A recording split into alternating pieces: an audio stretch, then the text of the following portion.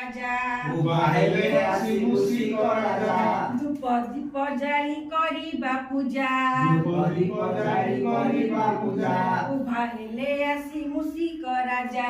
ବାହେଲେ ଆସି ମୁସିକ ରାଜା ଧୂପ ଦୀପ କୁଆଡେ କୁଆଡେ ଦେଇ କରିବେ ପୂଜା ଧୂପ ଦୀପ ଦେଇ କରିବେ ପୂଜା ଫେରି ତୁରି ବାଜା ଉଠିଲା ବାଜି ଫେରି ତୁରି ବାଜା ଉଠିଲା ବାଜି କେମିତି ବାଜେ pay pay pay pay pay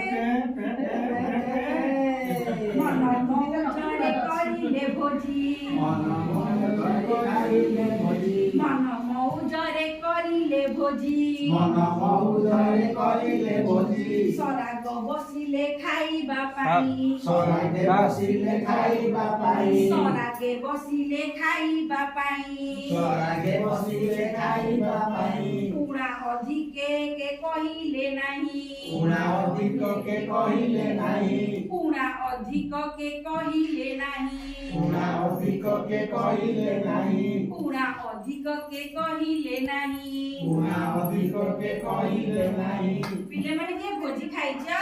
ଆଜ୍ଞା କାହାକୁ ସବୁ ଭୋଜି ଖାଇବାକୁ ଭଲ ଲାଗେ କଣ ଖାଇବାକୁ ଭଲ ଲାଗେ ତତେ ଭୋଜିରେ ଗୁପଚୁପ ନାଇଁ ଘାଣ୍ଟ ଘାଣ୍ଟ ଆଇସ୍କ୍ରିମ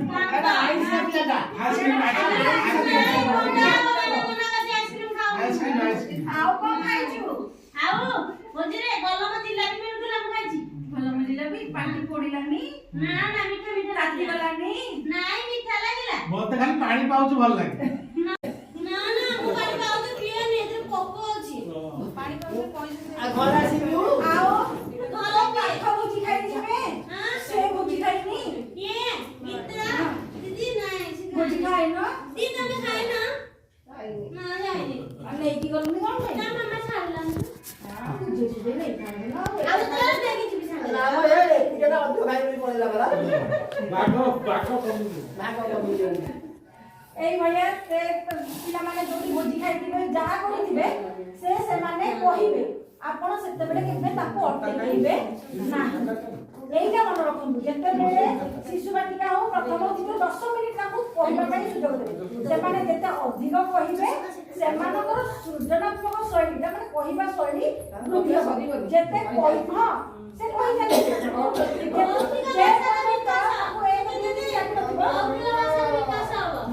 ସେ ଯେତେ କହିବେ ଆପଣଙ୍କର ଟାର୍ଗେଟ ଅଛି ମୌଖିକ ଭାଷାର ବିକାଶ ସେ ଯେତେ କହିବ ତାର ମୌଖିକ ଭାଷାର ବିକାଶ